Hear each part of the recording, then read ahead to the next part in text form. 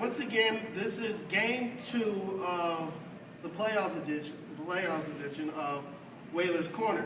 Now, for both of us in the Whalers, for everybody that saw our first, we want to thank you so much. It just kind of warmed our hearts to see that we're not just doing this just to do this. We're actually, some fans are watching, fans are commenting, and then I had 5 people come to the game today and recognize me and for what we did.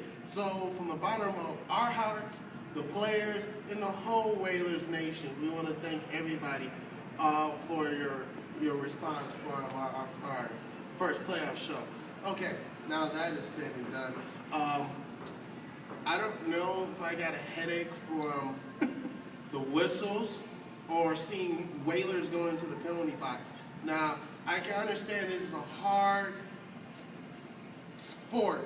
You're going to get caught. But it seemed like every time they touched a player, it was a penalty. I mean, good gravy, Wilson probably set a record for most penalties called on one player in one game. And I'm pretty sure you probably got it from one period too.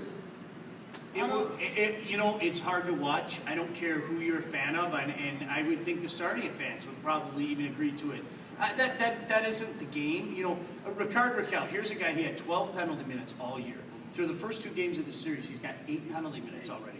That's crazy, but hey, listen, you have to overcome it, and the Whalers did. It wasn't 10-2. I mean, that's the way this league is. Sometimes it's going to be easy, sometimes it's going to be a battle. Tonight was a battle, but most importantly, it all counts the same, and the Whalers are up 2-0 in the series. Today was what you call, in sports world, a grown man win. This is when you put your team, you tell your team in the locker room, all right, we're not getting the calls. They're going to come back. Because we're not getting our calls and they're getting all the calls in the world, they're going to have chances to tie up this game. They're going to have a chance to get back in this game. What are you going to do about it in your own in your home ice? What are you going to do about it? And the Whalers kind of brilliantly, by their leader, by the coaching staff, they literally rose to the occasion. Yeah, and I'll tell you what, it was one of those things where, the 5-on-3, the extended 5-on-3 late in the game, and then killing off the remainder of that penalty, and just the roar of the crowd to recognize the Whalers for doing that and to grind out that victory. That's what you got to do. You got to find a way. You have 2. I said this in the broadcast tonight. You have 2 choices. You can whine about it. You could say, oh, poor me. Or you can go out there and, as you said, man up. And that's what the Whalers did tonight. I mean, every one of these guys went out there and left it all on the ice. And, as I said, a well-deserved 3-2 victory tonight. Very deserving. And I don't know if this is starting to scare you, but it's starting to scare me watching the Whalers. Now, this is 2 games that, if I wouldn't say, not bad penalties on players that shouldn't have been called, they get goals. Now, if you take the 2 goals that they scored yesterday, and you take the goals they scored today, and you take them off the board, and they don't call those penalties, they put them in those positions, I think the Whalers goalies are pitching out 2 shutouts. Their defense has been fabulous. I mean, if you look at it, the Whalers had the advantage on shots on goal the whole entire game. At one point in time, it was 35 shots on goal to their 10. And the only reason why they got more than 10 is because, once again, you get a power play, you get shots on goal, you can make things happen. It's just the Whalers' defense. Yeah, they've been playing outstanding, as you mentioned. I mean, they've given up 4 goals in the 2 games. All of them come via the power play. I mean, 5-on-5, it isn't close right now. And that's one thing, when the series started, one of the keys to the series that we talked about was trying to stay out of the box. Now, trying to stay out of the box and staying out of the box sometimes are 2 different things, because as we saw tonight, they were calling everything, and it was frustrating, but the Whalers found a way to overcome it, and that's got to continue. Sarnia's got an outstanding power play. They're one of the top power play units in the league all year, and that's the way they're going to score. 5-on-5, they know they can't compete. They cannot compete. Now, this is where the Whalers fans are after this kind of win, after the road they've been on, this is where the brooms start coming out the closet. Now, I'll say this. I do believe the Whalers can sweep this team. I have no doubt they can sweep this team. They have the firepower. They have the defense. Once again, like we said yesterday, and I don't know if anybody's starting to pick up on it, but you have two hot goaltenders. It's kind of easy to go into work, look at your goaltenders, and say, I have two hot goaltenders. Anybody I send out there, I feel comfortable for a win. Now, they can go over there and get the sweep, but you got to say, Sarnia, they're playing at home. Let's see what the Whalers are going to do on the road. They've been a fantastic road team. They've been a fantastic home team.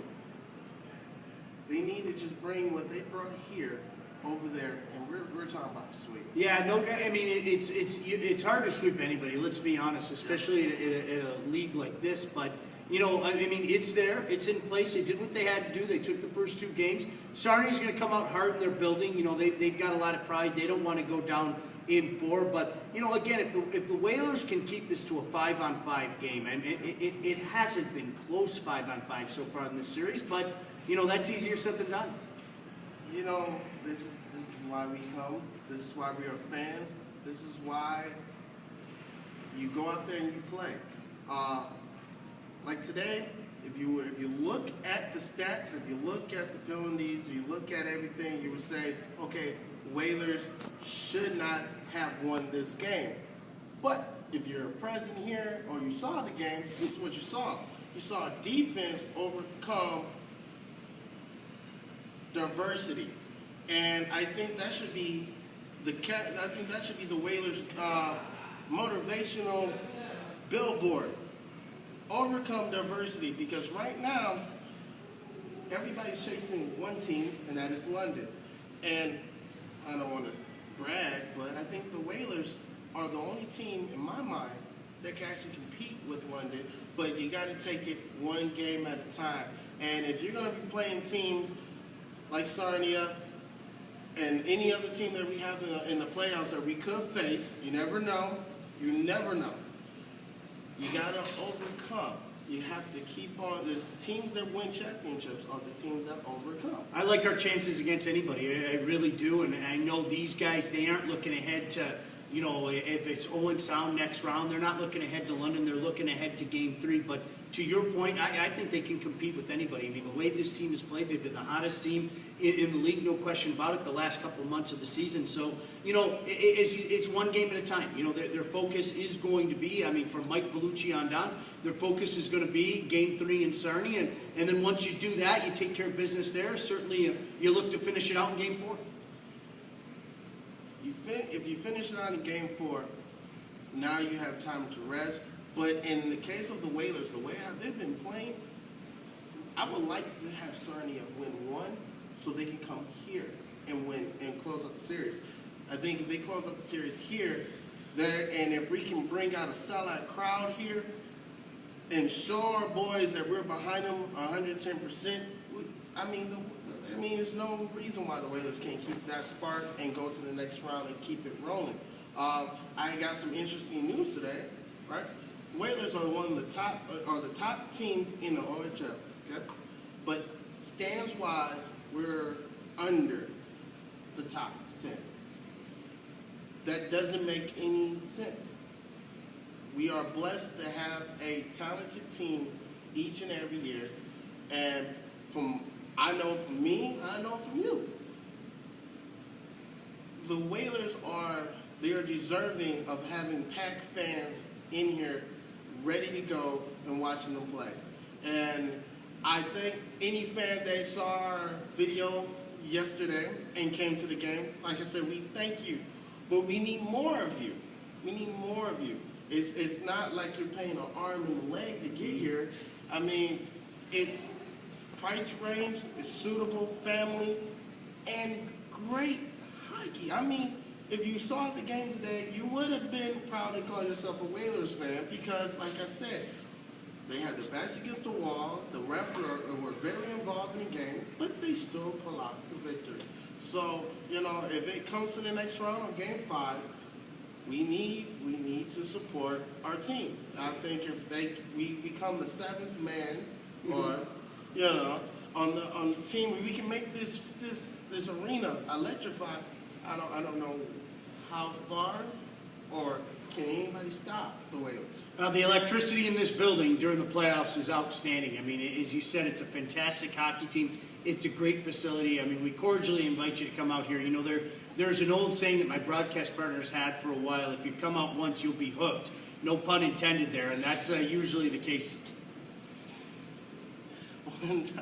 That should be on a T-shirt. That should be on a T-shirt for all the staff to wear. Yeah. I would rock that Come T-shirt. out once, you'll be hooked. You'll be hooked.